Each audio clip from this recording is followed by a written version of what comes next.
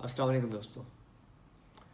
آج میں آپ کے ساتھ یہ شیئر کروں گا کہ انسان کی عملی زندگی کا کوئی واقعہ جس سے وہ امپریس ہوا ہو یا جس سے اسے تکلیف ہوئی ہو، اسے کس طرح سے فکشن میں شامل کرتا ہے.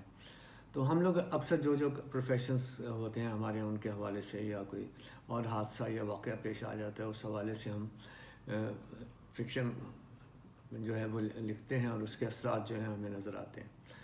تو اکثر پتہ چل جاتا ہے یہ ذاتی تجربات ہیں ہمارے. تو مجھ پہ یہ واردات کیسے گزری ایک فکشن کے ایک پیس آف فکشن میں، وہ میں آپ سے شیئر کرتا ہوں کہ کس طرح کا واقعہ تھا اور وہ فکشن میں جا کے کس طرح ہو گیا. میں ایک شادی پہ گیا، واپسی پہ کافی رات ہو گئی. 12-13 سال کی میری بیٹی میرے ساتھ تھی، موٹر سائیکل پہ تھا میں. تو میرے گھر میں اور اس میرج وینیو کے درمیان کا علاقہ خاصا ویران تھا، جو کہ ڈکیتیوں کے لیے، چوریوں کے لیے مشہور تھا.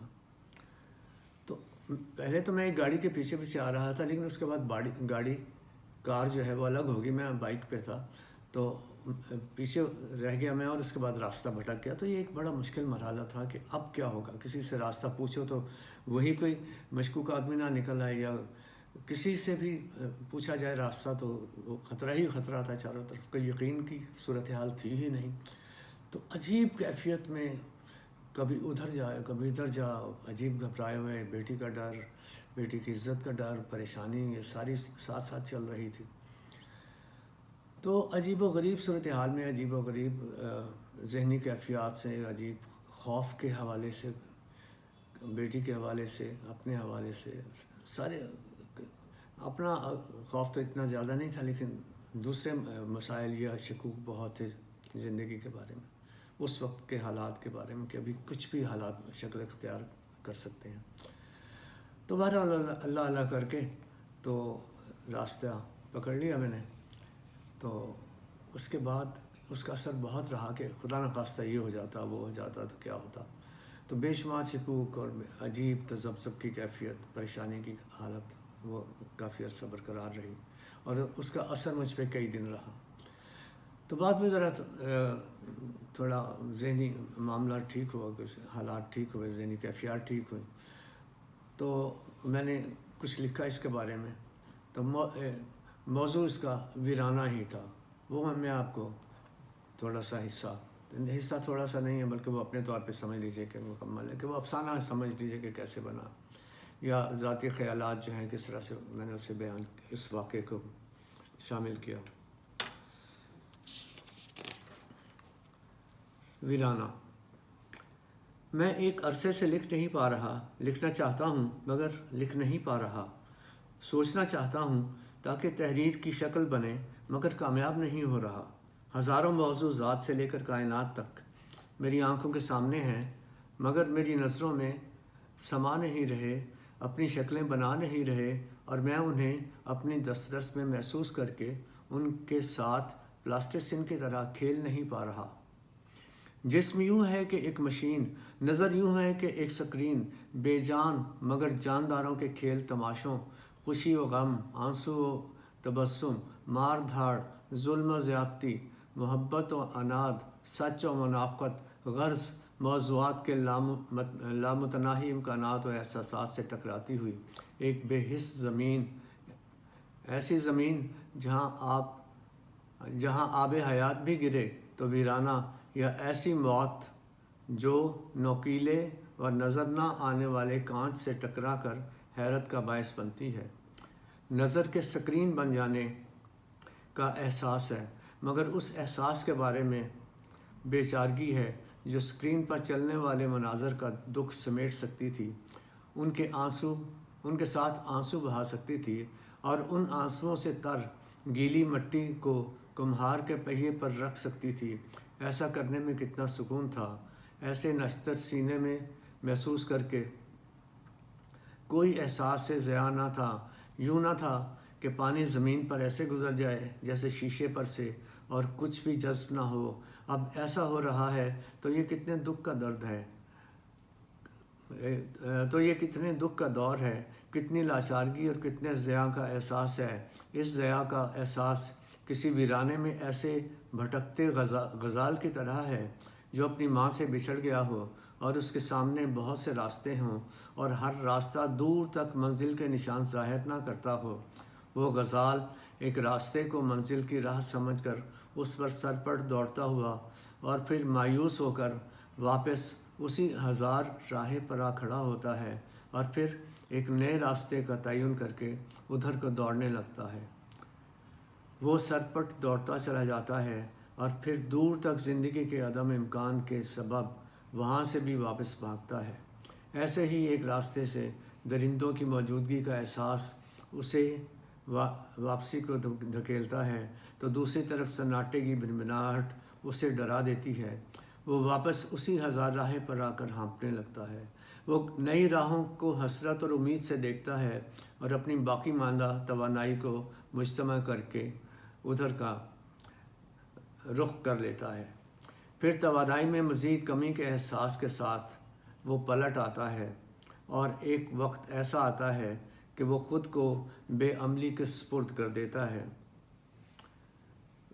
بے عملی کے سپرد کر کے تقدیر کا منتظر رہنے کے علاوہ کوئی راستہ نہیں پاتا اور اسی راستے میں اپنی فلاح پاتے ہوئے سفر طے کرنے پر مجبور ہو جاتا ہے۔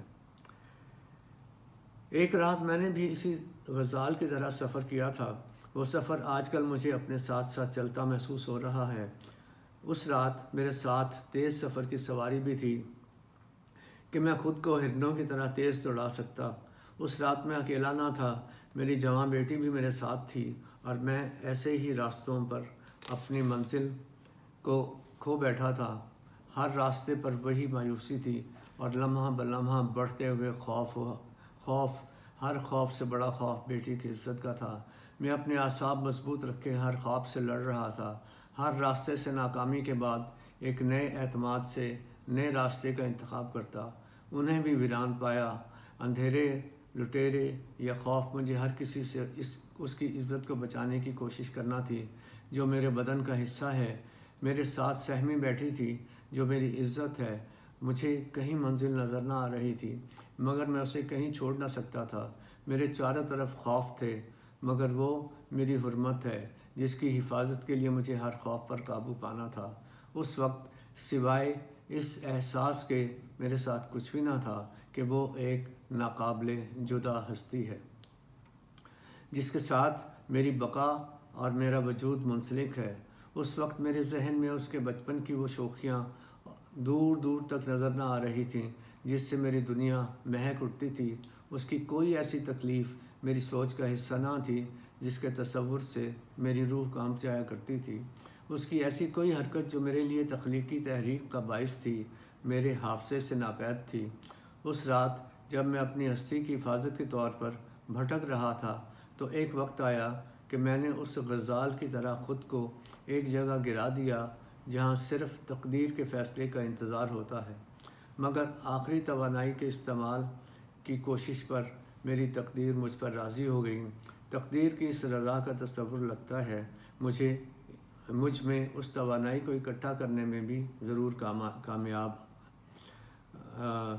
تقدیر کی اس رضا کا تصور لگتا ہے مجھ میں اس توانائی کو اکٹھا کرنے میں بھی ضرور کام آئے گا جس سے میری آنکھوں کے سامنے سے مناظر سکرین کی طرح نہیں گزریں گے بلکہ وہ ضرور ایسی مٹی بن جائے گی جو بہتے پانی سے اپنی زرخیزی کا حصہ خود ہی جذب کر لیتی ہے اور پھر سے اس ویرانے میں رنگ برنگے پھول کھلنے لگتے ہیں۔